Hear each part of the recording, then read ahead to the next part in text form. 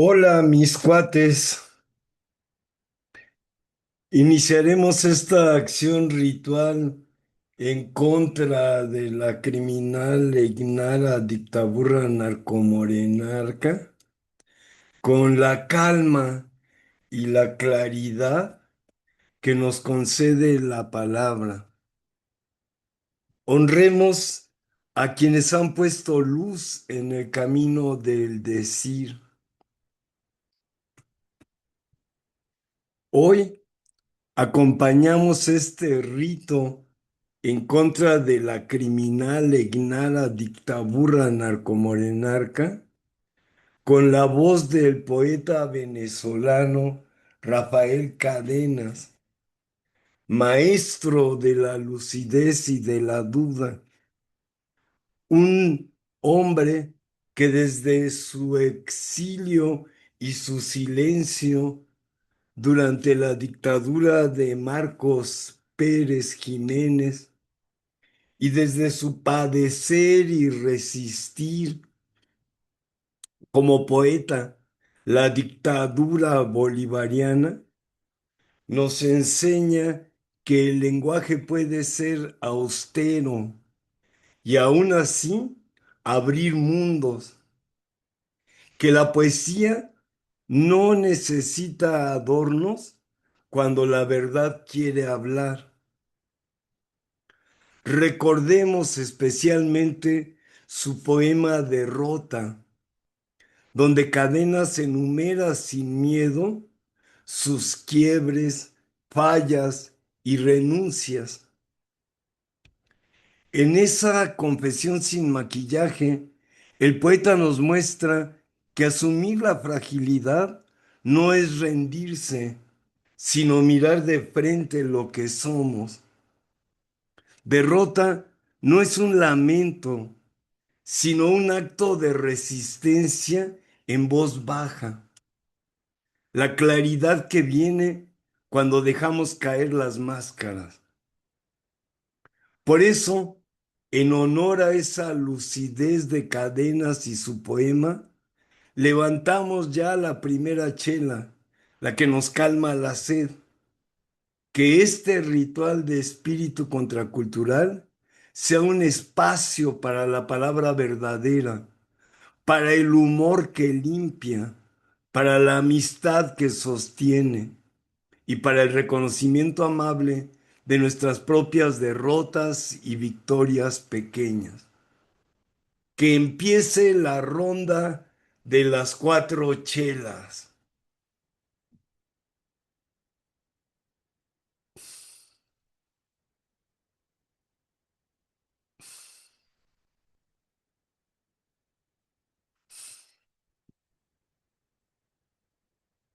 Rafael Cadenas nació en 1930. Es uno de los grandes referentes de la poesía hispanoamericana contemporánea. Su obra se caracteriza por la lucidez, la austeridad verbal y una profunda exploración de la conciencia humana. Exiliado en su juventud por motivos políticos, desarrolló una voz marcada por la introspección, la duda y la ética de la autenticidad. A lo largo de su vida ha sido maestro, traductor y ensayista, y su poesía, siempre contraria a la grandilocuencia, busca un despojo interior que permita nombrar el mundo sin máscaras. Su escritura ha influido a varias generaciones y ha sido reconocida con premios mayores del ámbito literario en lengua española. Derrota es uno de los textos más emblemáticos de Cadenas y una especie de declaración personal contra la ilusión del triunfo social. En el poema, el yo lírico enumera fallas, quiebres, torpezas y renuncias. Una confesión radical que desmonta las expectativas del éxito para revelar una humanidad frágil y honesta.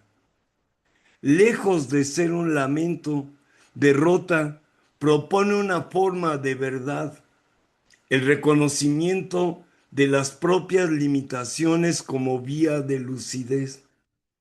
Esa desnudez existencial convierte el poema en un acto de disidencia silenciosa, una oposición donde la vulnerabilidad se transforma en una fuerza profunda.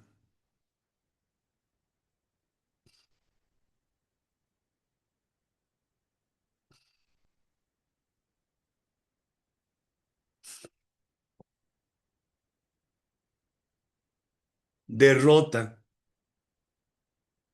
Yo que no he tenido nunca un oficio, que ante todo competidor me he sentido débil, que perdí los mejores títulos para la vida, que apenas llego a un sitio ya quiero irme, creyendo que mudarme es una solución,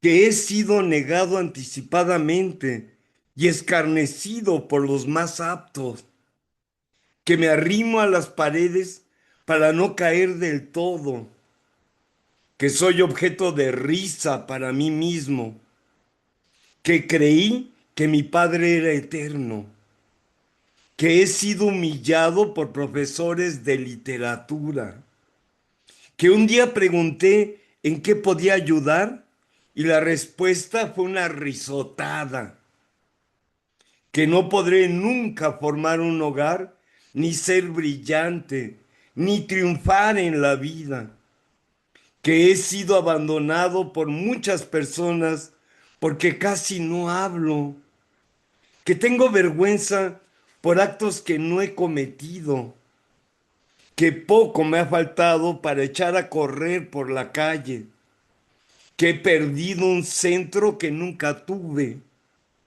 que me he vuelto el reír de mucha gente por vivir en el limbo, que no encontraré nunca quien me soporte, que fui preterido en aras de personas más miserables que yo, que seguiré toda la vida así y que el año entrante seré muchas veces más burlado en mi ridícula ambición, que estoy cansado de recibir consejos de otros más aletargados que yo. Usted es muy quedado, avíspese, despierte,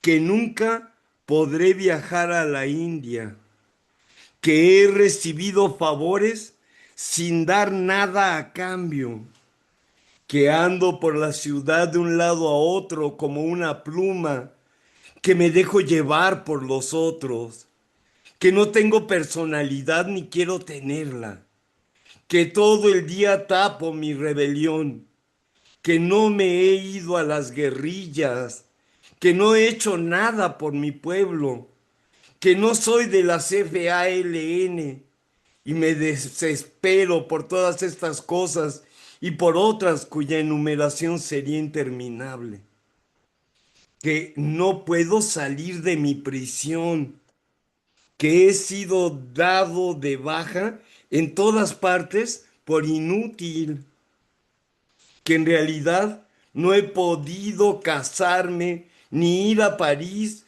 ni tener un día sereno, que me niego a reconocer los hechos, que siempre babeo sobre mi historia, que soy imbécil y más que imbécil de nacimiento, que perdí el hilo del discurso que se ejecutaba en mí y no he podido encontrarlo, que no lloro cuando siento deseos de hacerlo, que llego tarde a todo, que he sido arruinado por tantas marchas y contramarchas, que ansío la inmovilidad perfecta y la prisa impecable, que no soy lo que soy ni lo que no soy,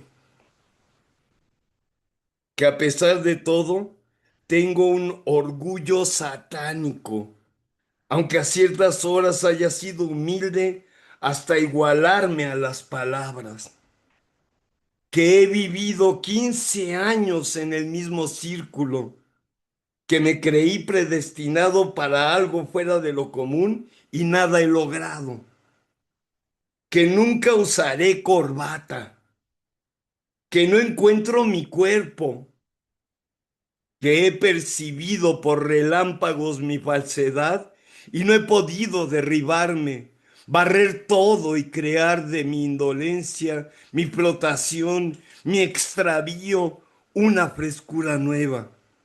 Y obstinadamente me suicido al alcance de la mano. Me levantaré del suelo más ridículo todavía para seguir burlándome de los otros y de mí hasta el día del juicio final.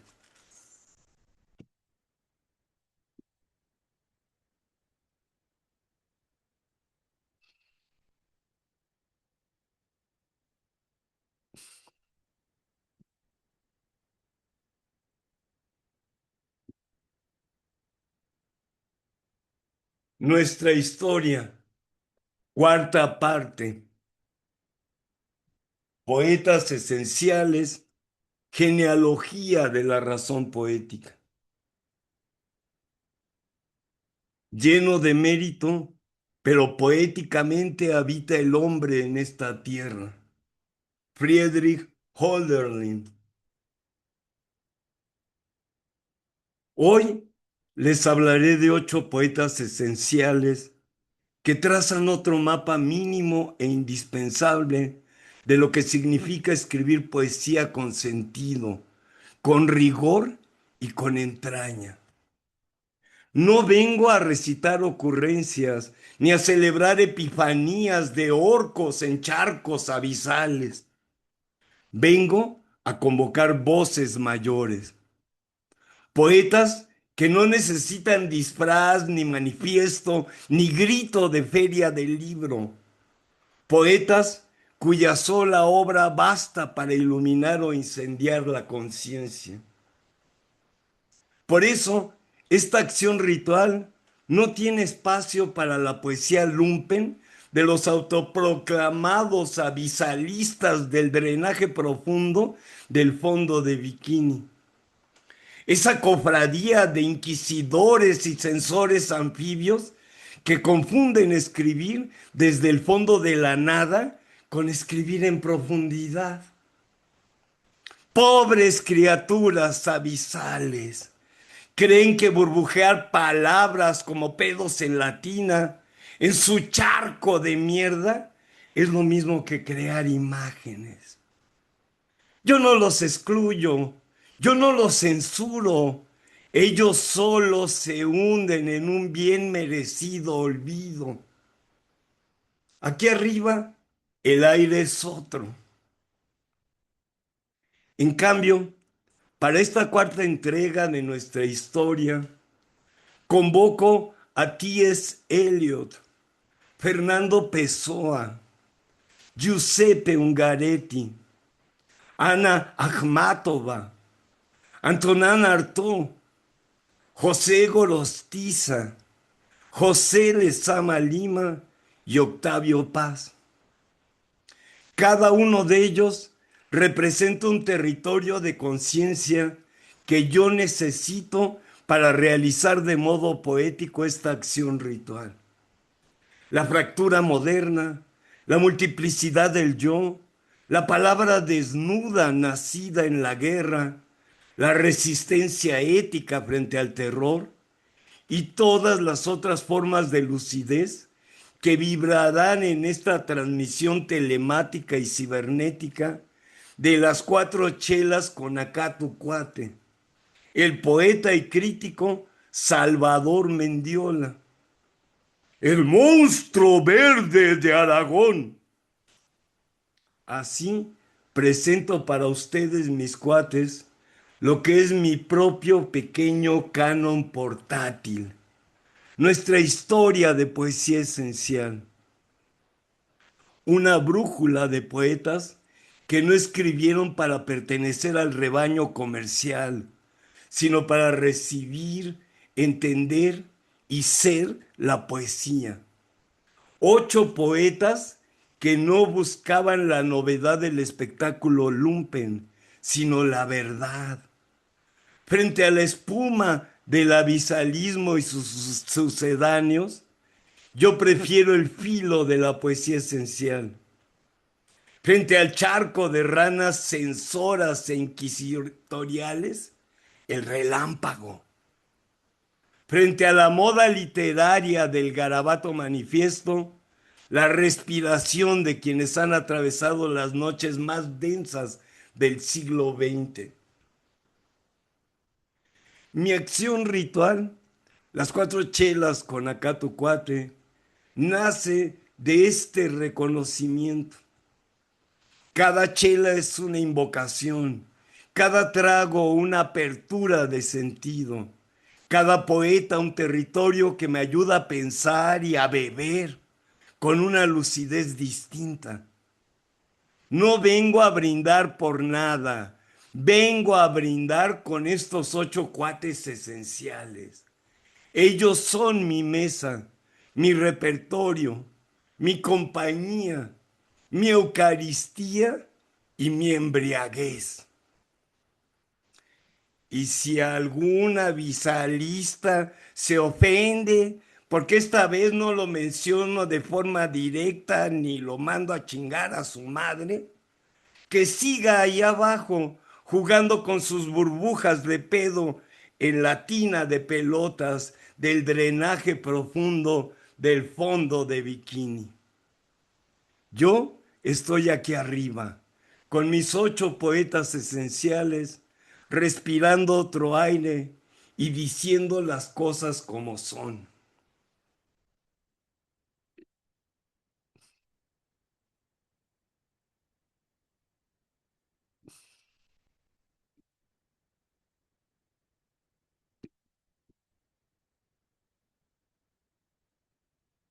T.S. Eliot nació en 1888 y feneció en 1965. Representa el quiebre definitivo de la métrica tradicional y la sensibilidad decimonónica para dar paso a una modernidad fragmentaria, erudita y profundamente angustiada. Su obra no es una simple colección de versos, sino una reconfiguración del mapa intelectual de Occidente, donde la tradición dialoga con la ruina en una dialéctica de desolación y búsqueda de trascendencia. Thomas Stearns Eliot nació en San Luis, Missouri, en el seno de una familia de rancio abolengo intelectual y religioso de Nueva Inglaterra. Su formación en Harvard, la Sorbona y Oxford le dotó de un bagaje filosófico y lingüístico que marcaría la densidad de su obra. En 1914, impulsado por el estallido de la Gran Guerra y su encuentro con Ezra Pound, decidió establecerse en Inglaterra, una decisión que marcaría su destino como el americano más británico de la historia. Su vida estuvo atravesada por la tensión entre el orden y el caos. Mientras trabajaba en el Lloyds Bank en Londres, lidiando con cifras y balances, Eliot gestaba la destrucción del lenguaje poético victoriano. Su matrimonio temprano con Viviane Haywood fue una fuente de tormento psicológico y emocional que, si bien trágica, se filtró en la aridez de su poesía más célebre. No estoy en un solo pendejo poema de amor.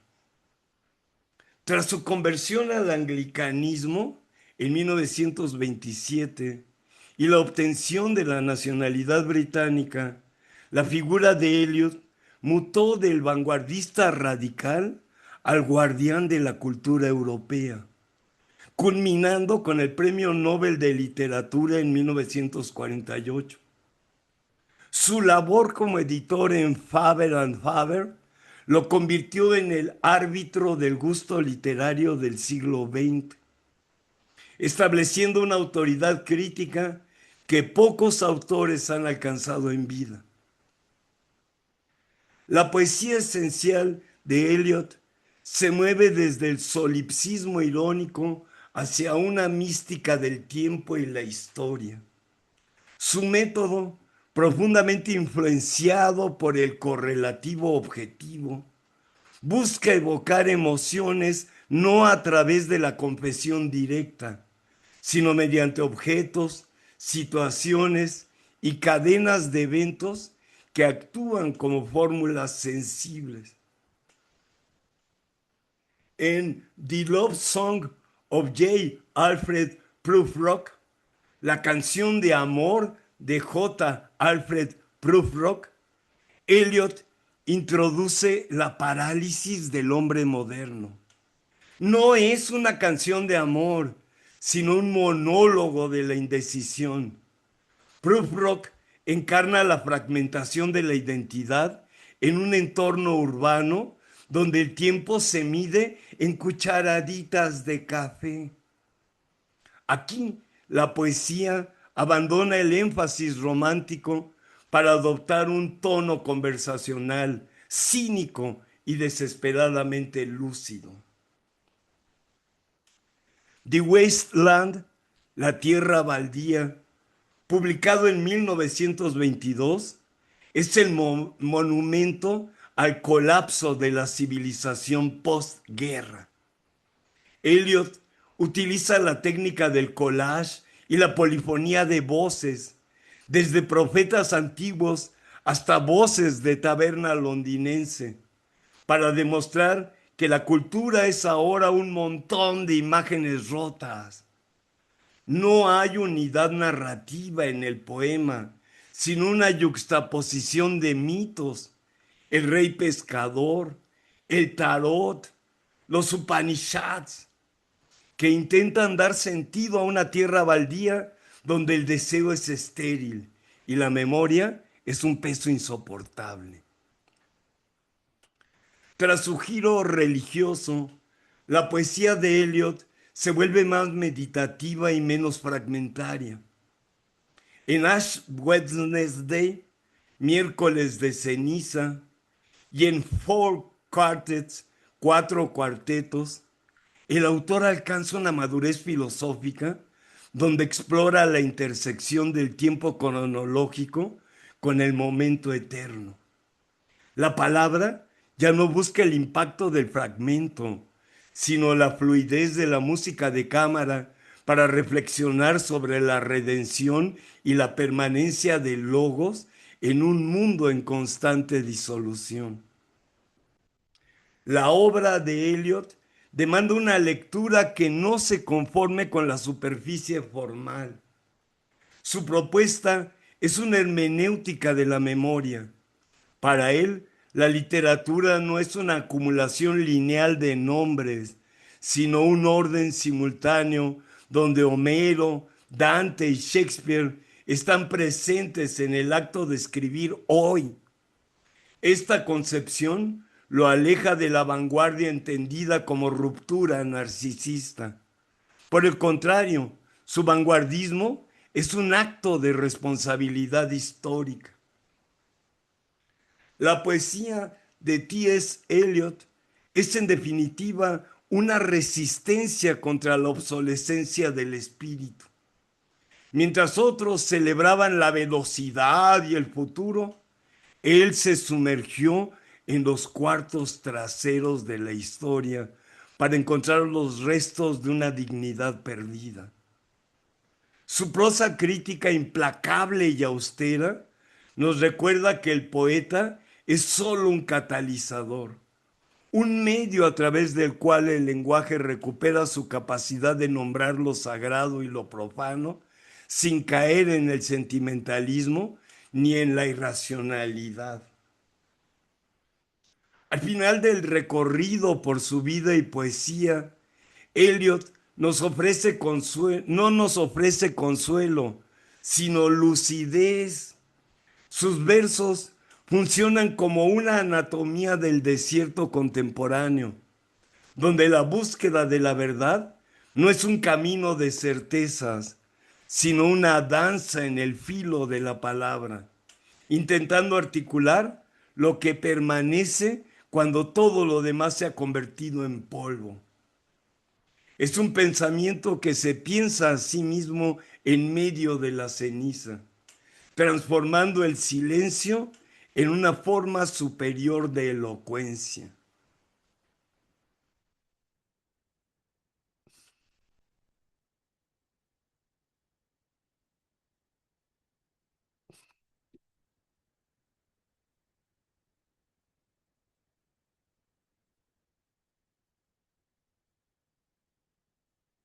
El poeta Fernando Pessoa nació también en 1888, pero murió en 1935. No es un hombre, es una legión. Su existencia fue un simulacro de normalidad administrativa en las oficinas de la Baixa Lisboeta, que es la bolsa de valores y la banca de Lisboa. Mientras que en su interior se gestaba la mayor fragmentación de la psique literaria del siglo XX. Su obra es un sistema solar donde el Sol está ausente y solo orbitan los planetas de sus identidades creadas. Fernando Antonio Nogueira Pessoa nació en Lisboa, pero su infancia quedó marcada por el desplazamiento. Tras la muerte de su padre y el segundo matrimonio de su madre con el cónsul de Portugal en Durban, Pessoa se trasladó a Sudáfrica a los 7 años. Allí recibió una educación británica que le otorgó un dominio absoluto del inglés y una distancia crítica frente a su propia lengua materna, a la que sin embargo llamó siempre mi patria. Al regresar a Lisboa en 1905, Pessoa inició una vida de aparente mediocridad exterior. Trabajó como corresponsal comercial de lenguas extranjeras, una labor técnica y solitaria que le permitía vivir sin las ataduras de una carrera pública o académica.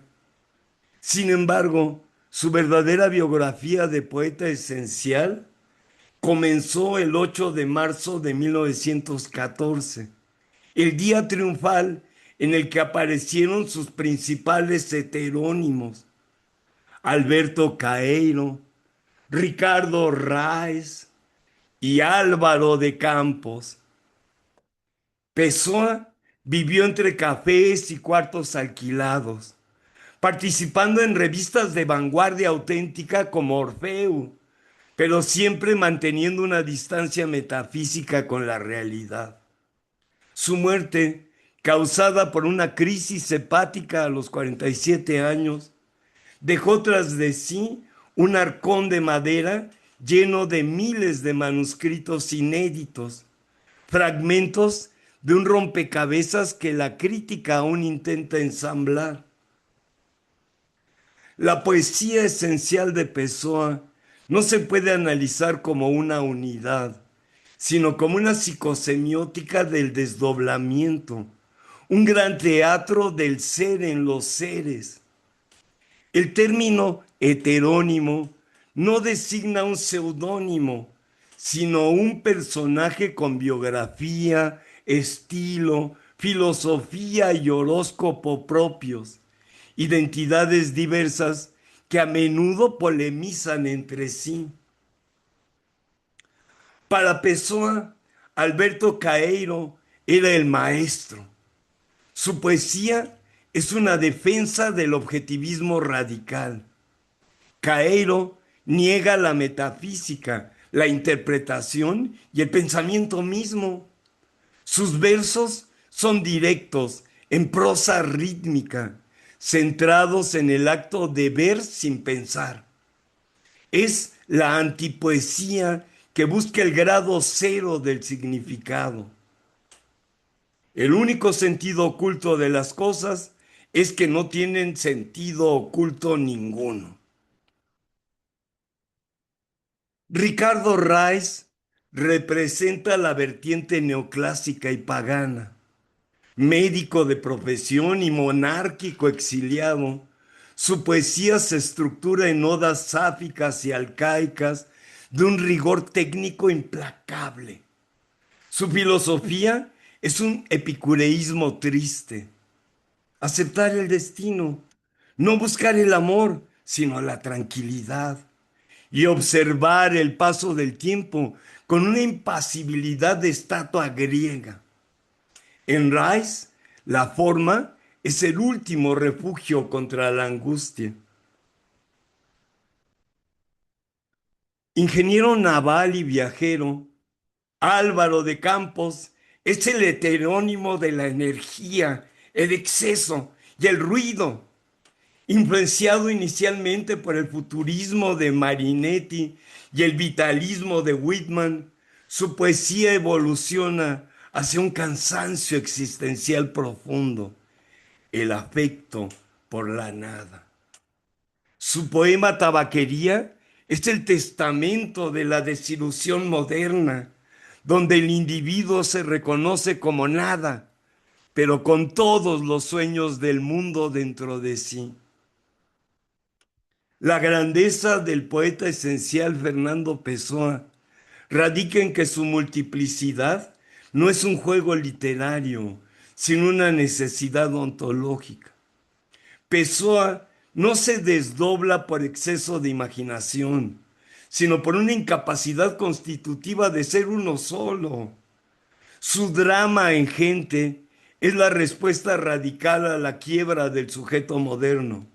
Si la unidad de la conciencia es una ilusión, la única honestidad posible es la fragmentación. Los que somos, porque somos más como moléculas que como átomos. Su poesía esencial es un laboratorio trascendental donde se experimenta con todas las posibilidades de la existencia humana sin comprometerse con ninguna. Mientras las vanguardias de su tiempo buscaban la novedad en el exterior, Pessoa la encontró en la disolución del yo. Su obra es una profecía laica que nos advierte que somos extraños para nosotros mismos. La prosa crítica de Fernando Pessoa, a menudo atribuida a sus propios personajes, desmonta la idea de la literatura como expresión de sentimientos. Para él, el poeta es un fingidor que no miente, sino que utiliza el lenguaje para construir una verdad superior que el sentimiento bruto no puede alcanzar. Crea ficciones sin decir mentiras. A fin de cuentas, Pessoa no nos entrega una obra concluida, sino un mapa de la incertidumbre, recordándonos que existir es un acto de traducción perpetua entre lo que somos y lo que imaginamos ser.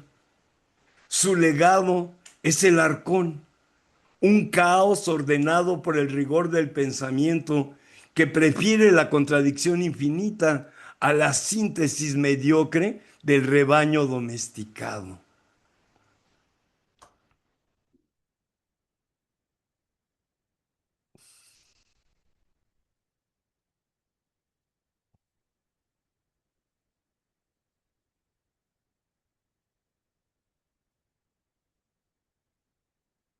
Giuseppe Ungaretti habitó la palabra como quien desentierra un amuleto en medio de un desierto de escombros, reduciendo el lenguaje a su mínima expresión para que el silencio pudiera por fin respirar.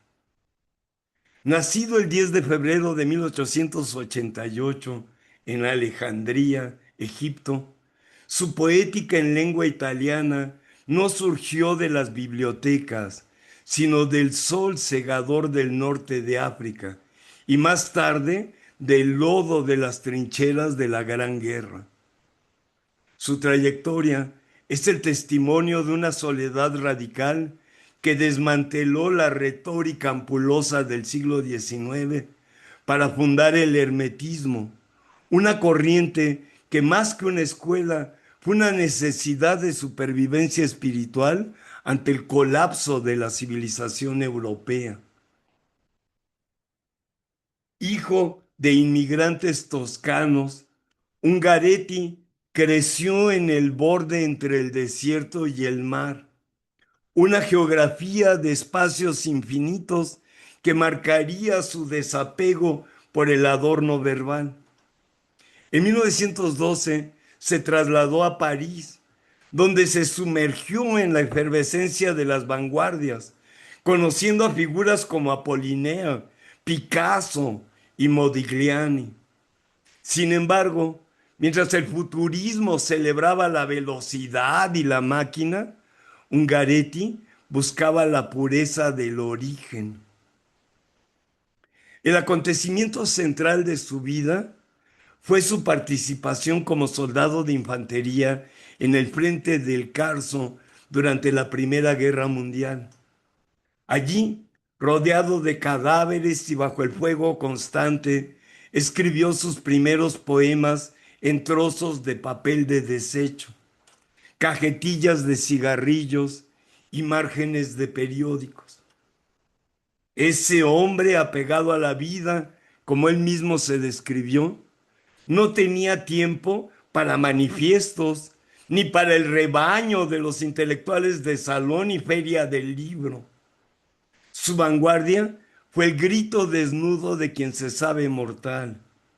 Tras la guerra, su vida estuvo marcada por el dolor personal, la muerte de su hermano y de su hijo de 9 años en Brasil, y por una búsqueda constante de una tierra prometida que solo encontró en la desnudez del verso. Murió en Milán el 2 de junio de 1970, habiendo transformado para siempre la lírica italiana. La obra de Ungaretti es un análisis exhaustivo del vacío y la iluminación. Su poesía esencial se aleja de la mediocridad de las vanguardias decorativas para centrarse en la palabra piedra, aquella que resiste el paso del tiempo.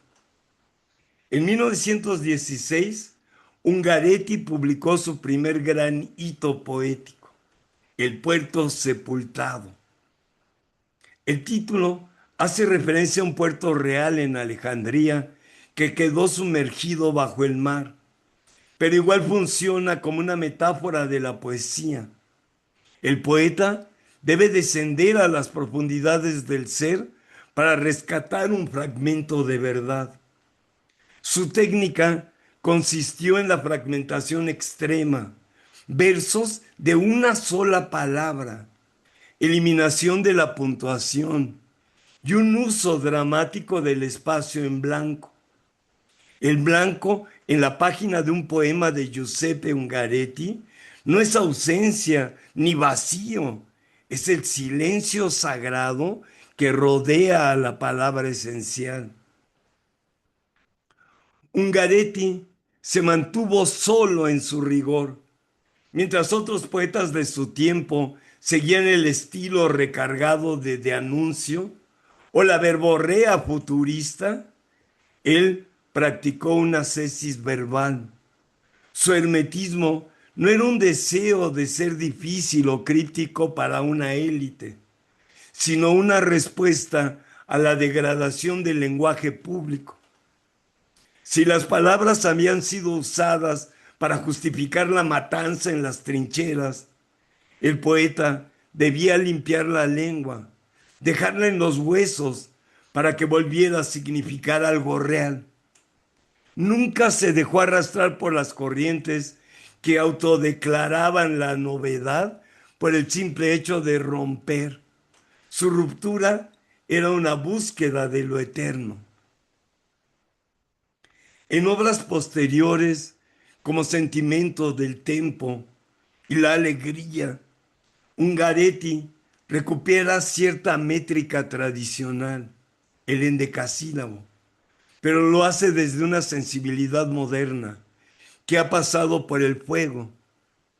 Su poema más famoso, de solamente 2 versos, Matina, mañana, me ilumino de inmenso, es el análisis crítico más breve y profundo de la relación entre el individuo y el universo. La soledad del sujeto que se reconoce en la inmensidad de la luz. Es una poesía que opera como un relámpago, donde la razón poética suspende el tiempo cronológico para revelar el tiempo ontológico. El ser de los seres en el ser y el ser en el ser de los seres. Ungaretti fue un rastreador independiente del misterio humano.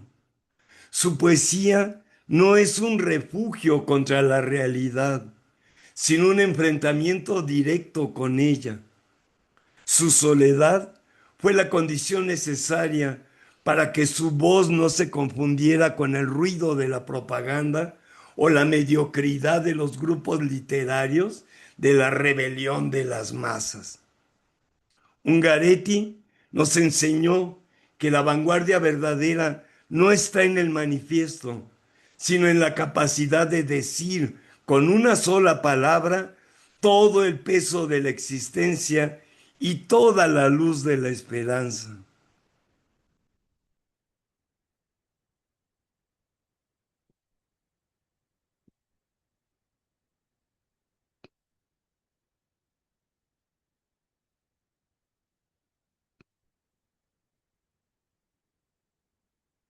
Ana Akhmatova no fue solo una poeta, fue la conciencia de piedra de una nación en ruinas. Representa la figura de la resistencia ética que se niega a la fuga o al silencio servil. Mientras la vanguardia rusa se fragmentaba en manifiestos ruidosos, muchos de los cuales terminaron transigiendo con el poder político para poder sobrevivir, Akhmatova habitó una soledad metafísica y cívica que la convirtió en el testimonio vivo de la tragedia del siglo XX. Si vas con otros, solo eres otro esclavo en la cadena de producción. Pero si vas solo, es porque de veras quieres ser un poeta amo de sí mismo. Ana Andreyevna Gorenko nació el 23 de junio de 1889 en Bolshoi Fontan, cerca de Odessa. Adoptó el seudónimo de Akhmatova, el apellido tártaro de su bisabuela materna, después de que su padre le prohibiera manchar el nombre familiar con la poesía. Su vida fue una lenta transfiguración desde la joven elegante y melancólica de la perra vagabunda, el cabaret literario de San Petersburgo, hasta la figura de luto permanente que aguardaba noticias en las colas de las prisiones siberianas. Su biografía es la historia de una persecución sistemática. Su primer esposo, el poeta Nikolai Gumilyov, fue fusilado por el régimen bolchevique en 1921. Su hijo, Lev Gumilyov, pasó décadas en los gulags de Stalin, siendo utilizado como rehén para silenciar la pluma de Ana. En 1946 fue expulsada de la Unión de Escritores tras ser calificada por Andrei Zhdanov como una monja y una puta, una etiqueta que buscaba despojarla de toda dignidad pública. A diferencia de otros intelectuales que se exiliaron en París o Berlín, Akhmatova decidió quedarse en la URSS. Su famosa frase, no, no bajo un cielo extranjero, no era un eslogan político, sino una declaración de su compromiso con la lengua y el destino de su pueblo. Vivió décadas en la precariedad, quemando sus poemas después de que sus amigos los memorizaban para evitar que cayeran en manos de la policía secreta. Murió el 5 de marzo de 1966 en Moscú, habiendo sobrevivido a Stalin y recuperado en sus últimos años el reconocimiento internacional como la máxima voz de la poesía rusa. La obra de Akhmatova es la culminación del acmeísmo, un movimiento que surgió como reacción a la vaguedad del simbolismo. Sin embargo, su poesía esencial trasciende cualquier etiqueta de grupo para convertirse en un estudio personal sobre la permanencia de la memoria. Lo que más esperamos tener en actuación con esta nuestra historia. Frente a las vanguardias que buscaban el estruendo verbal, como el futurismo de Mayakovsky, Akhmatova cultivó una economía de medios absoluta. Sus poemas son estructuras de cristal y acero. Cada palabra tiene un peso físico. En sus libros tempranos, como Atardecer y Rosario, la soledad se manifiesta en el detalle. Un guante olvidado, la curva de una escalera, el frío de una mirada. No hay metáforas gratuitas o circenses. Hay una observación quirúrgica de la realidad.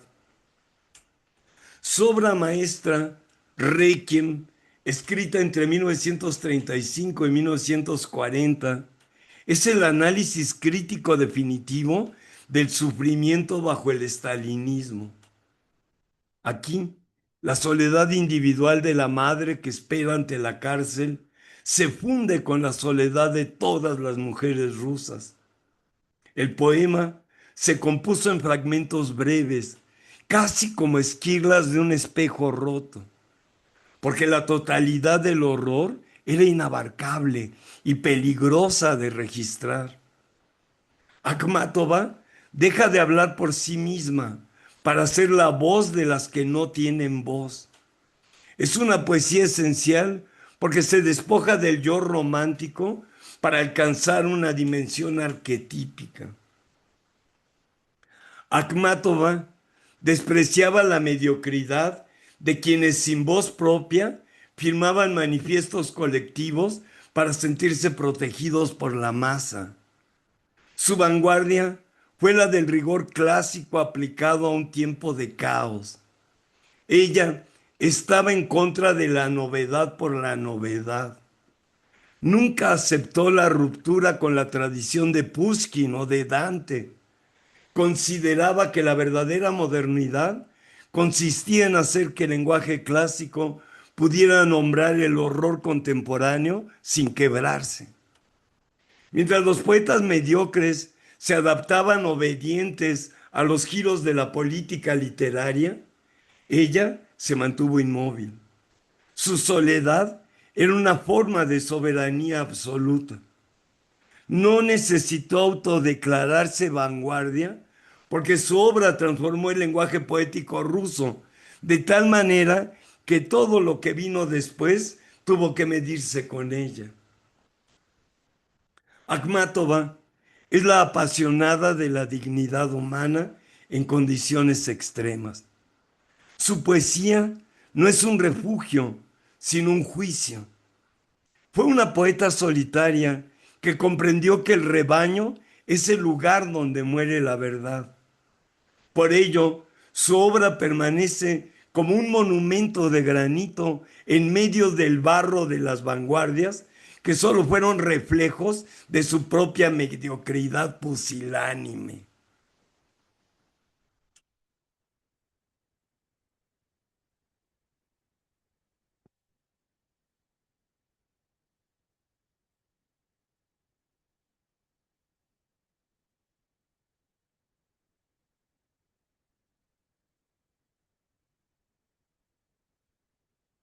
Salud. Vamos en la segunda, que la brindo en la memoria de mi cuate, colega, poeta Juan Manuel Azay, que la semana pasada dejó de existir.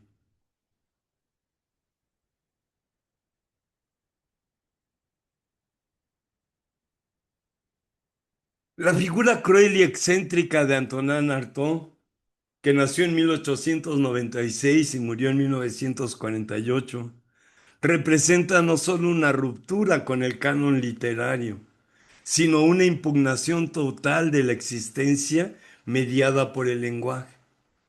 Su poesía esencial no puede separarse de su biografía, pues en él el poema es el residuo de una batalla física contra la parálisis del pensamiento y la alienación del cuerpo. La vida de Artaud es la historia de una desposesión progresiva en el martirio de la lucidez. Nacido en Marsella, su infancia fue marcada por una meningitis severa que derivó en una neuralgia crónica, origen de su temprana adicción al opio y de su sensación de vacío central. En los años 20, Artaud se une al movimiento surrealista, dirigiendo la Oficina de Investigaciones Surrealistas. Sin embargo, su compromiso no era político ni meramente estético, sino metafísico y hermético. Mientras André Breton buscaba una revolución social, Artaud exigía una revolución de la materia misma del ser. Su expulsión del grupo en 1926 por negarse a adherirse al Partido Comunista marca el inicio de su soledad radical. Para Antonin Artaud, el surrealismo era una cuestión de sangre, no de dialéctica ni de retórica. Tras su paso por el cine y el teatro convencional, desarrolla la teoría del teatro de la crueldad. No se trataba de crueldad física, sino de una fuerza implacable que obliga al espectador a enfrentarse a su propia realidad desnuda. En 1936 viaja a México para convivir con los tarahumaras en la Sierra Madre, buscando en el rito del peyote una conexión con fuerzas ancestrales que el occidente podrido había olvidado. A su regreso desde Irlanda en 1937, Artaud es declarado demente. Pasa 9 años en diversos asilos, Sotteville-le-Roi, Saint-Anand y finalmente Rodez. Bajo la tutela del doctor Verdiere, es sometido a más de 50 sesiones de electroshocks.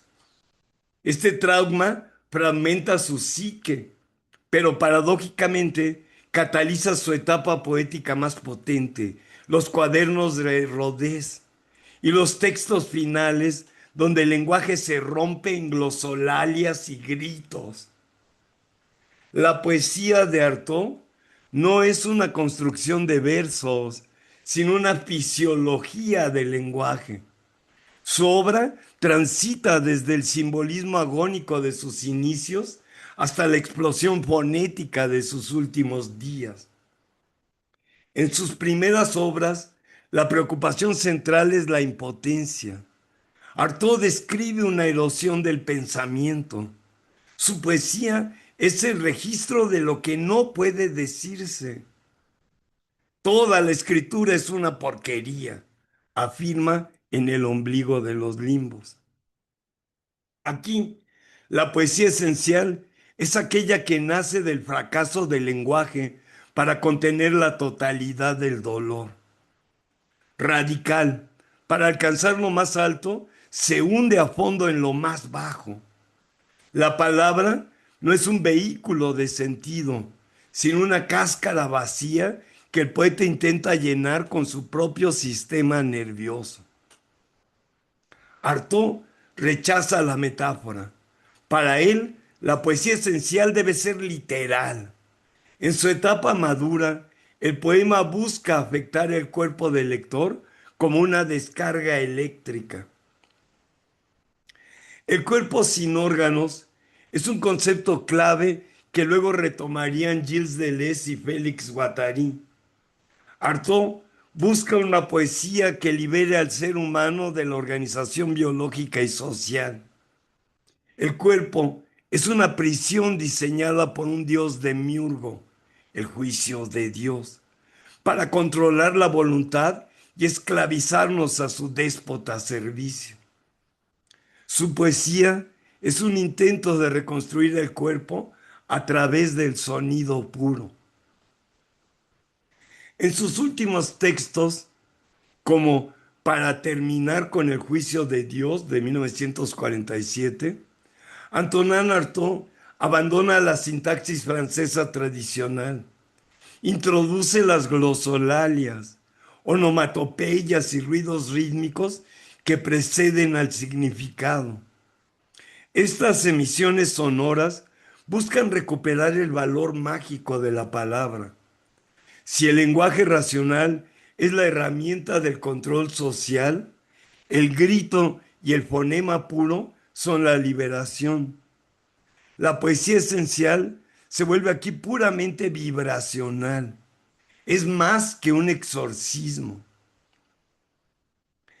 El análisis de su obra revela que Artaud se percibe a sí mismo como una víctima propiciatoria. En poemas dedicados a Van Gogh o Baudelaire, proyecta su propia condición. El artista es el suicidado por la sociedad. La idea de que la muerte violenta del poeta esencial no es un acto individual de locura, sino el resultado de una violencia colectiva ejercida por la sociedad y la psiquiatría, que lo empujan al límite hasta destruirlo.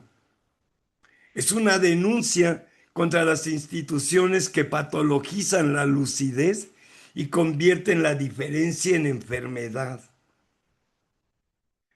Su crítica no es contra la locura, sino contra la institución psiquiátrica que intenta curar, es decir, normalizar la visión poética.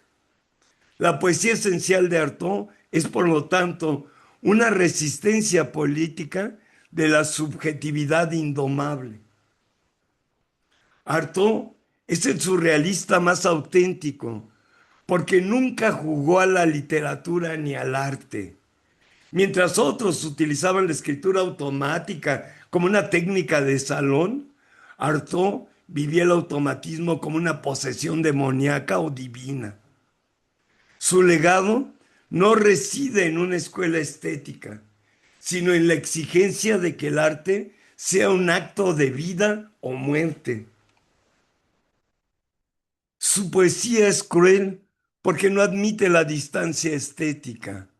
O el lector se quema con el texto, o el texto no ha cumplido su función. Artaud es el fin de la literatura y el comienzo de una antropología materialista del grito.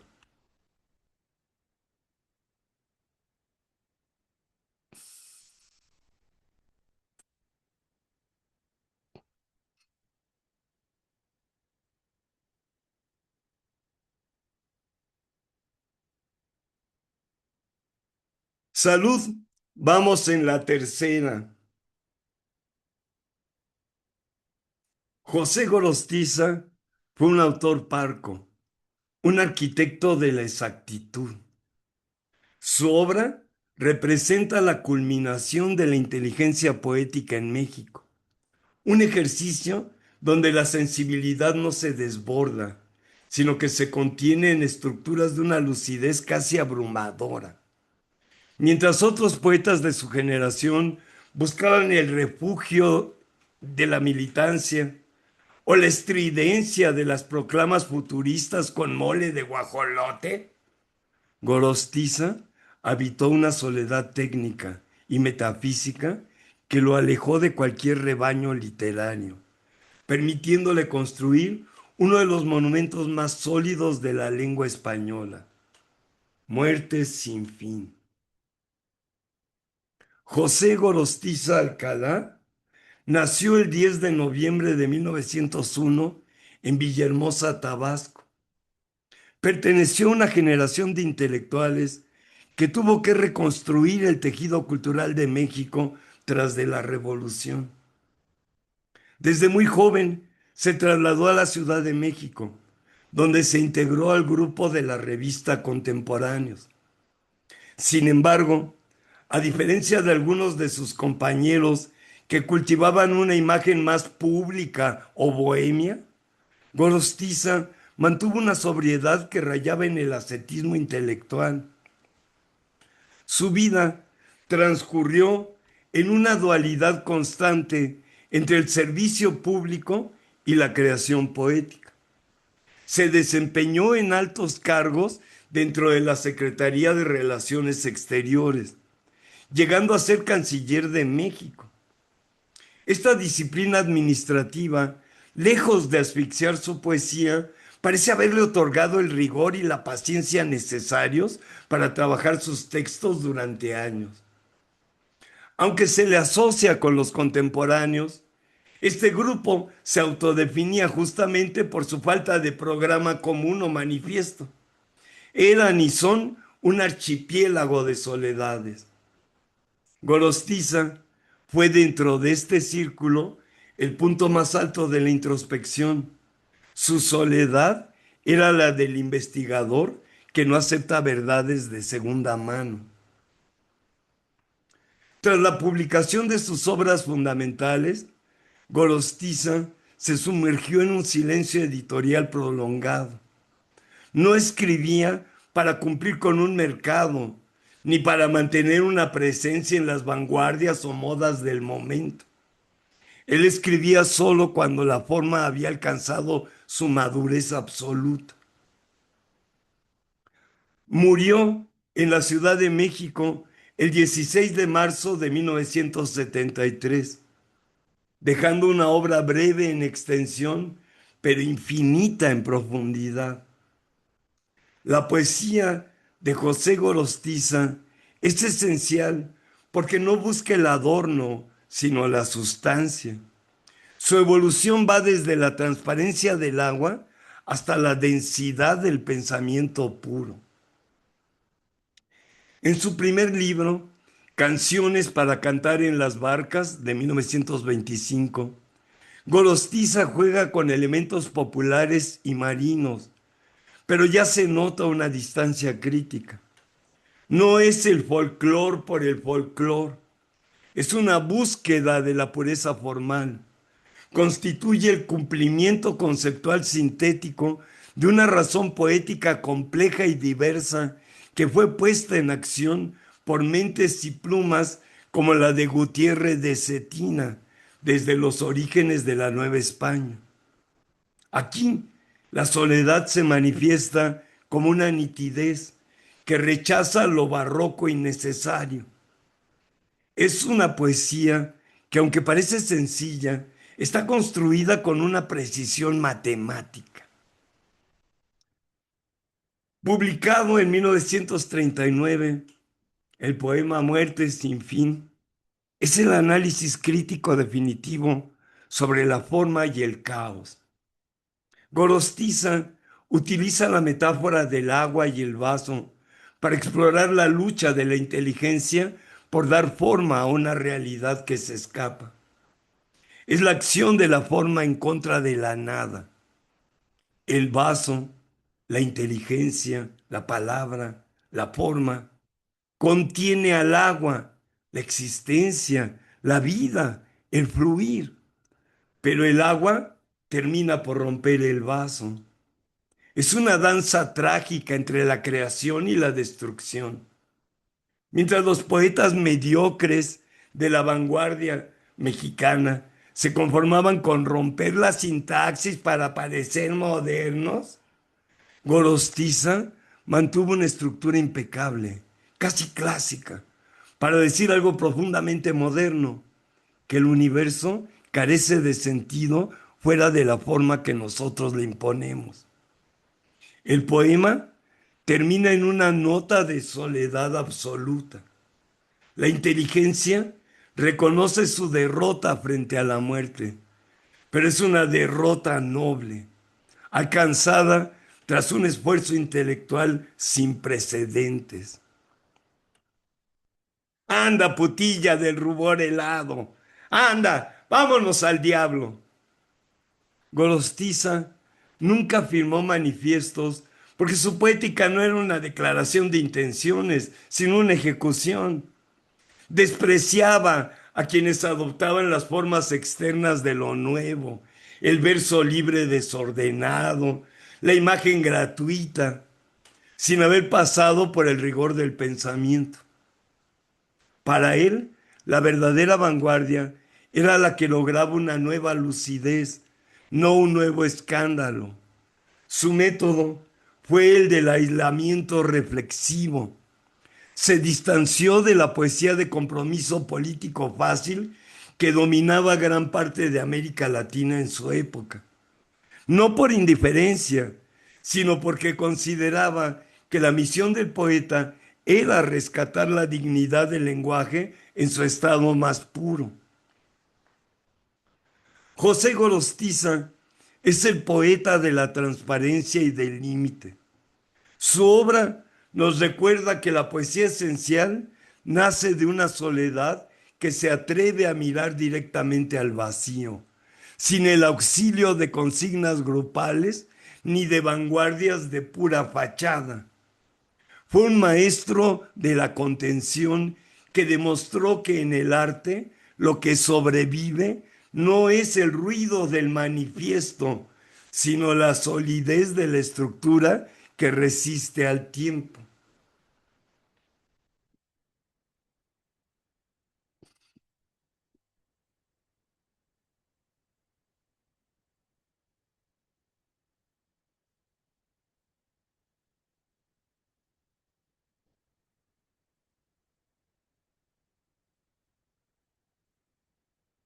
Escribir y hablar sobre José Lezama Lima es ante todo intentar cartografiar a un hombre que decidió que su habitación en la calle Trocadero de La Habana era el centro de gravedad del universo.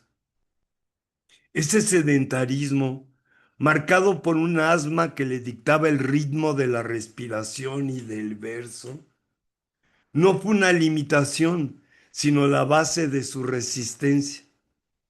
Lezama no necesitaba viajar porque poseía la vivencia oblicua, la capacidad de que un jarrón chino o una crónica de Indias colisionaran en su mente para fundar una realidad nueva.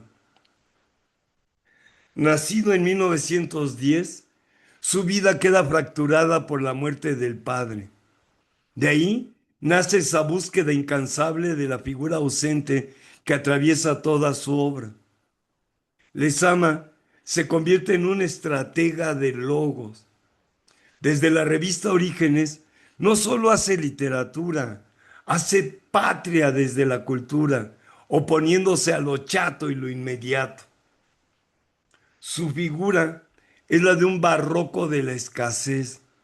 En una Cuba que se debatía entre dictaduras y revoluciones, él se encerró a tejer un sistema poético donde la imagen es el único recurso de resurrección frente a la muerte. Su final, en 1976, tuvo un tinte de aislamiento melancólico.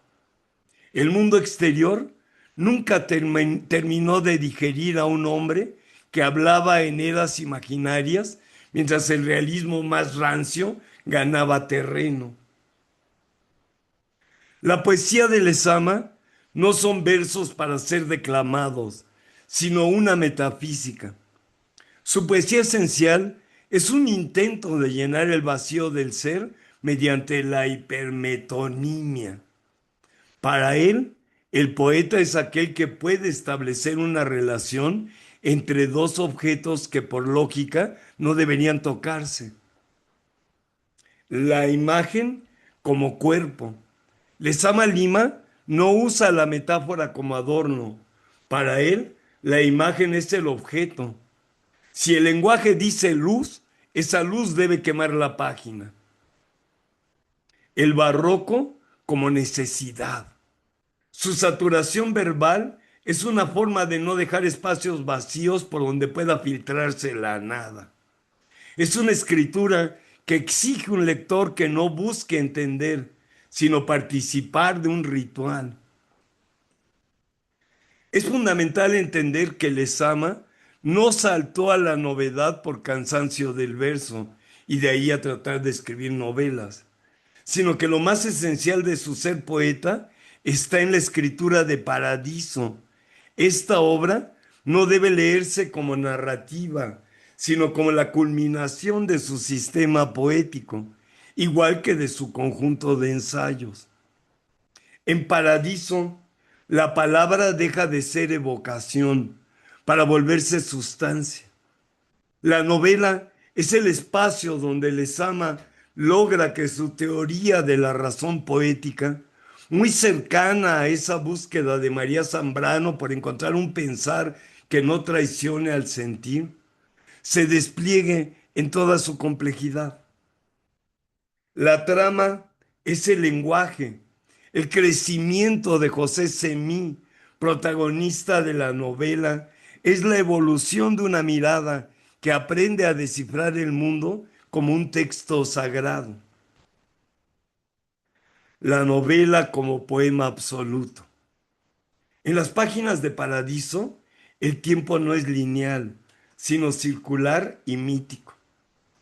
La densidad de su prosa en Paradiso es donde la poesía de José Lezama Lima alcanza la madurez total. Allí donde el erotismo, la teología y la gastronomía se funden en una sola corriente de sentido. Para Lezama Lima, la poesía era un enigma que no quiere ser descifrado, sino vivido. Por eso su legado más puro no está en la brevedad de un poema, sino en esa catedral de palabras que es su novela, donde demostró que la escritura es el único territorio donde el ser humano puede finalmente alcanzar su centro.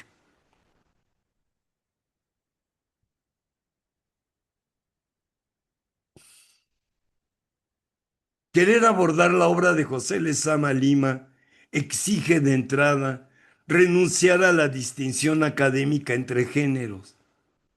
Para el etrusco de Trocadero, la poesía, el ensayo y la narrativa son vasos comunicantes de un mismo organismo, el sistema poético del mundo. En Lezama, el ensayo no es una explicación de la poesía, sino una extensión de su batalla contra el vacío, un despliegue de esa resistencia por la cultura que definió su existencia. Si la poesía de Lezama es el rayo, su ensayística es el trueno que lo expande y lo justifica. En textos fundamentales como la expresión americana o las eras imaginarias, Lezama no se comporta como un historiador, sino como un visionario que busca los instantes en que la imagen ha logrado sustituir a la realidad. La resistencia barroca. Lezama redescubre el barroco americano no como una imitación del europeo, sino como un arte de la abundancia frente a la carestía. Para él, el barroco es la forma en que el nuevo mundo se apodera de la cultura universal para digerirla y devolverla transformada. La vivencia oblicua y la resurrección. Sus ensayos introducen conceptos casi esotéricos. La vivencia oblicua es ese conocimiento que no llega por la vía directa de la lógica, sino por el choque inesperado de símbolos lejanos. El ensayo lezamiano es una invitación a la resurrección a través de la cultura. El ser humano, fragmentado por la historia, se reconstruye al habitar la imagen. Su poesía Desde Muerte de Narciso hasta Dador y Fragmentos a su imán, es un desafío a la inercia del lenguaje. No hay concesiones al lector perezoso. La palabra en Lezama no señala cosas, sino que las funda. Es el verbo como sustancia, porque en su poética el lenguaje es espeso, casi táctil. Utiliza el anacoluto y la metáfora forzada para detener el flujo del tiempo. Cada poema es un ritual de fijeza, un intento de detener la fugacidad de la vida mediante la saturación verbal. La tensión entre el ser y el no ser, su poesía esencial nace de una angustia ontológica frente a la muerte y el paso del tiempo que él sentía en cada crisis de asma. Opone una arquitectura de palabras que aspira a la eternidad. Es una poesía que, aunque nace de la soledad del cuarto de trabajo, termina por abrazar el cosmos. Es en este punto donde debemos reconocer que lo más esencial de su ser poeta está en la escritura de su novela Paradiso. Si el poema es la chispa y el ensayo es el mapa, la novela es el territorio finalmente conquistado por el fuego. Es la prosa como ejecución poética. En Paradiso, Lezama deja de teorizar sobre el sistema para ponerlo a funcionar. La escritura de la novela no es una renuncia a la poesía, sino su encarnación absoluta. Los personajes no hablan para comunicarse, sino para tejer visiones. Los objetos no están ahí para decorar, sino para significar. Estamos en el espacio gnóstico, porque la novela permite a Lezama lo que el poema breve no puede, la construcción de un espacio donde la biografía familiar se funde con la teología y el erotismo. En la prosa de Paradiso, el ritmo de la respiración de Lezama se vuelve el ritmo del mundo. La ensayística y la poesía de José Lezama Lima son, en última instancia, los preparativos para ese gran festín que es su novela. Allí, el poeta se vuelve demiurgo y logra lo que siempre buscó en sus ensayos: demostrar que la imagen es la única realidad que no nos traiciona. Paradiso es la prueba de que para un poeta de su talla, la novela no es un género narrativo, sino el templo donde la palabra finalmente se hace carne.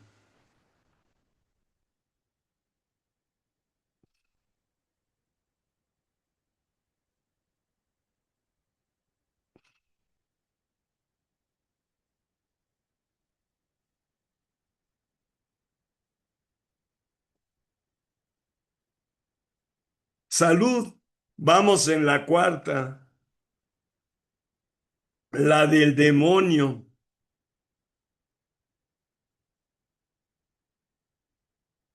Octavio Paz habitó la cúspide de la tradición moderna como el gran cartógrafo de la palabra, consolidando una autonomía intelectual que lo mantuvo a salvo de las modas de grupo y de los manifiestos de ocasión. Su labor trascendente consistió en someter el fenómeno lírico a una vigilancia crítica permanente, operando bajo la convicción de que la poesía es una manifestación del ser que reconcilia la historia con el instante sagrado. En su trayectoria, la soledad se manifestó como una exigencia de lucidez. Se alejó del rebaño de las vanguardias mediocres, incluido el surrealismo, que solo buscaban la ruptura por el escándalo, para entregarse a una investigación profunda sobre los mecanismos de la revelación y el tiempo, donde la creación y la crítica se funden en una sola respiración transformadora. Octavio Paz Lozano nació el 31 de marzo de 1914 en la Ciudad de México, en medio de la Revolución. Creció en Mixcoac, en una casona que se desmoronaba, rodeado por la vasta biblioteca de su abuelo Ireneo Paz y el activismo político de su padre. Esta dualidad, la letra y la acción, definió su existencia. Su formación fue la de un investigador independiente de la realidad. En 1937 viajó a España para asistir al segundo Congreso Internacional de Escritores para la Defensa de la Cultura, en plena guerra civil. Allí conoció a Vallejo y Neruda, pero también comenzó a gestar su rechazo a los dogmatismos ideológicos que asfixiaban la libertad del creador. Su estancia en París a partir de 1945 fue determinante. Entró en contacto con el grupo surrealista de André Breton. Sin embargo, Paz no se diluyó en el grupo. Tomó del surrealismo la idea de la liberación de la palabra, pero la integró a una tradición hispánica y universal mucho más vasta. Tras años en el servicio diplomático, con destinos clave como Japón e India, Paz renunció a su cargo de embajador en 1968 tras la matanza de Tlatelolco.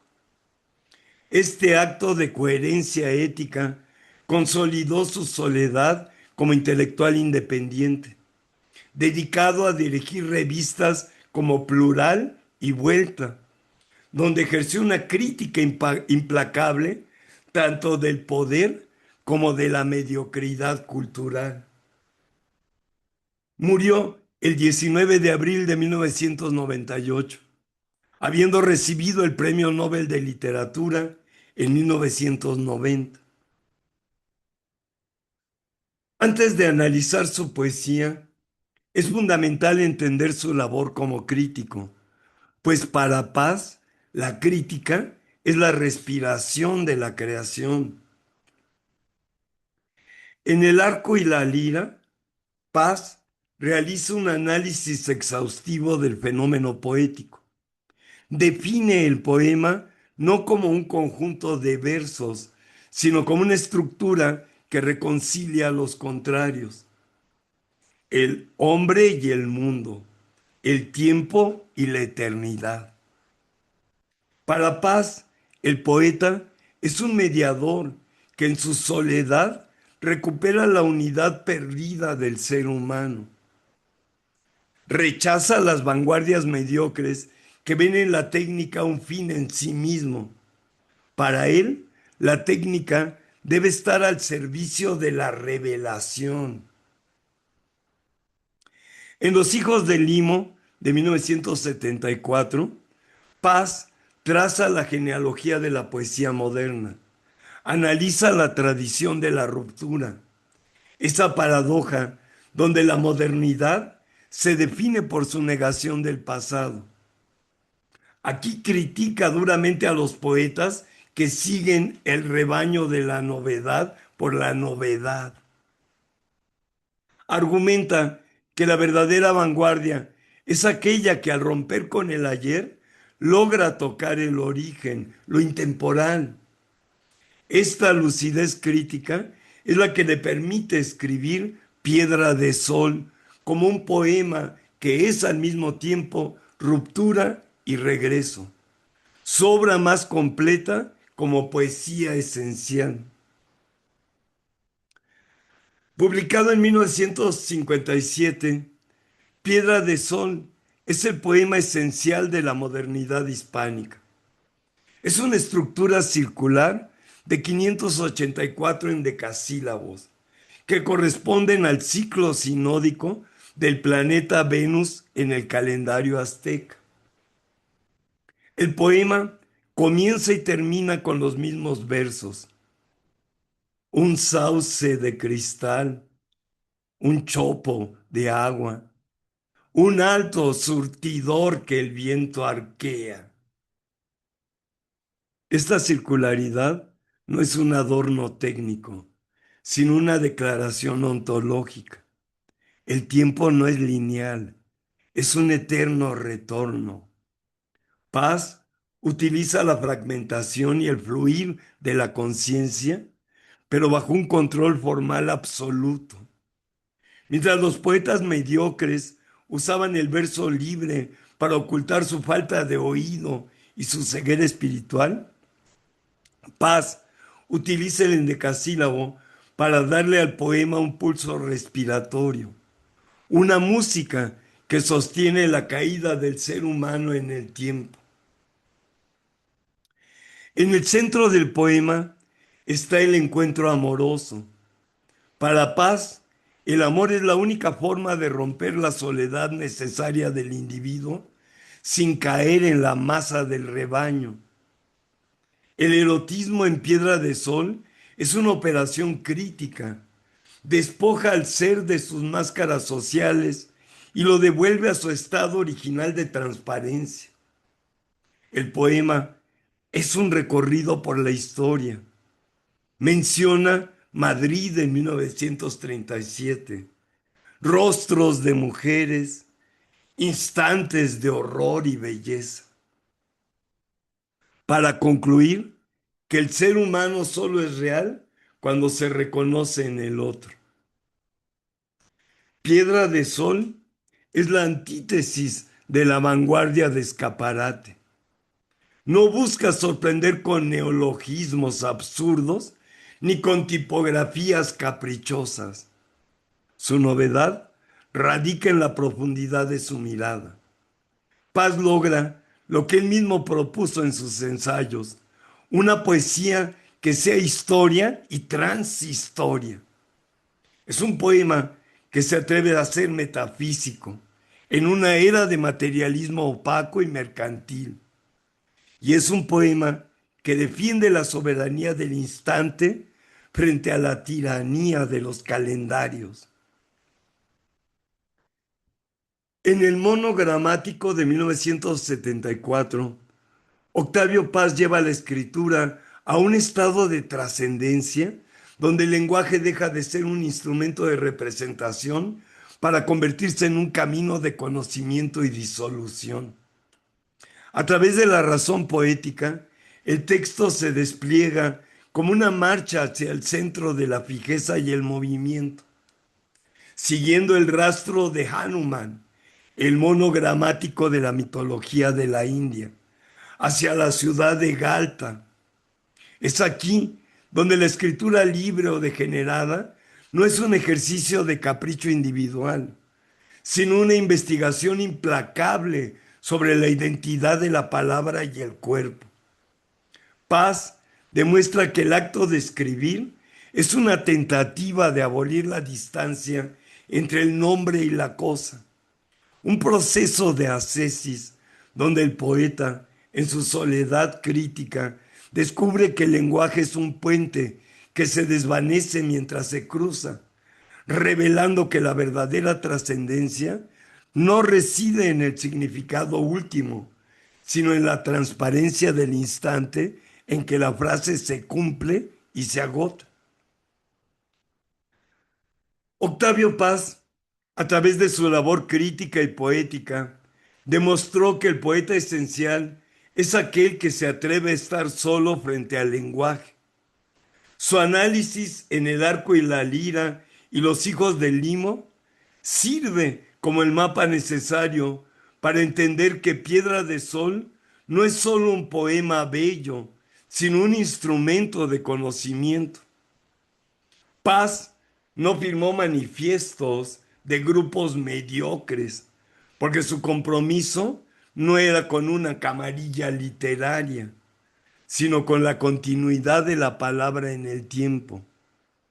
Esa piedra de sol que sigue girando sobre nuestra propia soledad.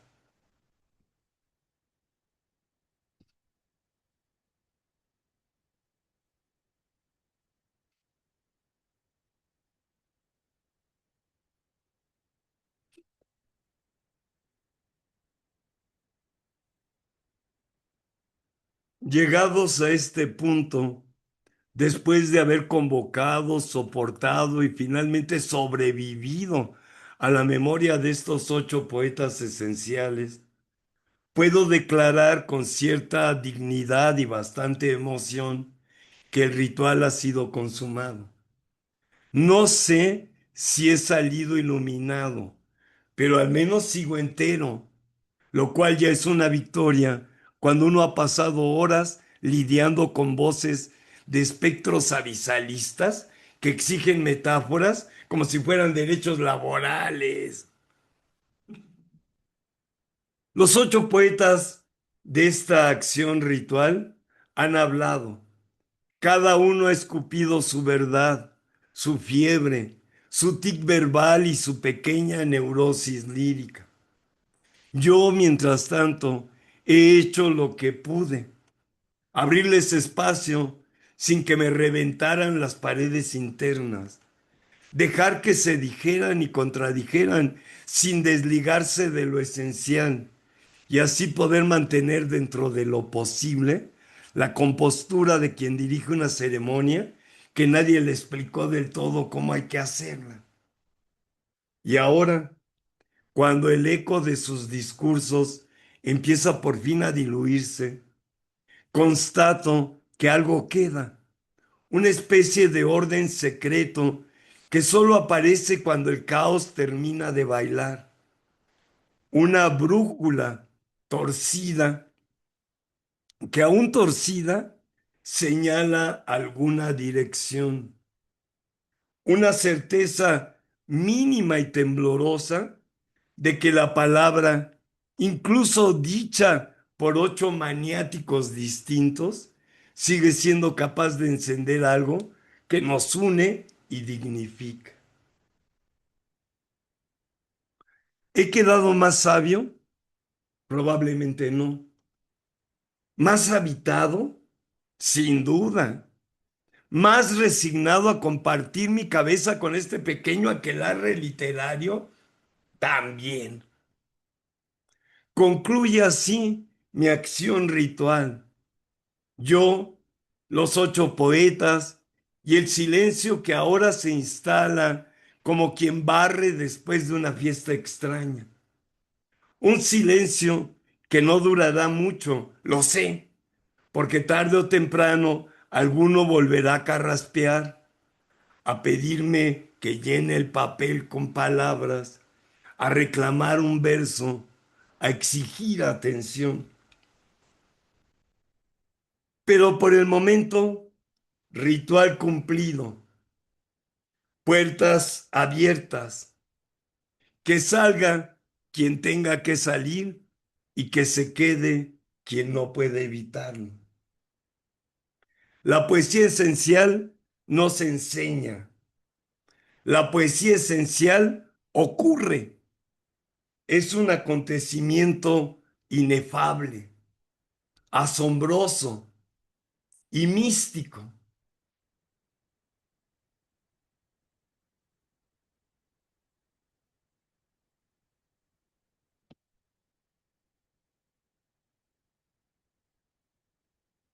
Salgo a la pantalla despidiéndome y señalando, es ya muy probable que este viernes 22 de mayo esté transmitiendo esto en directo desde Facebook, pero que quede claro que me lancé a escribir nuestra historia y estarla presentando de esta manera, porque los pinches avisalitos no han sido capaces de argumentar con razones.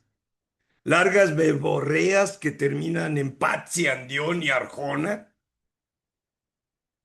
y mil pedradas contra mi persona y mis canas. Vuelvo a decir, no los mentaré por nombre para que no se vuelvan a quejar con los de Facebook y me vuelvan a censurar. Pero de esta manera les agradezco a mis cuates estarme acompañando en la gran aventura de nuestra historia. Vamos juntos.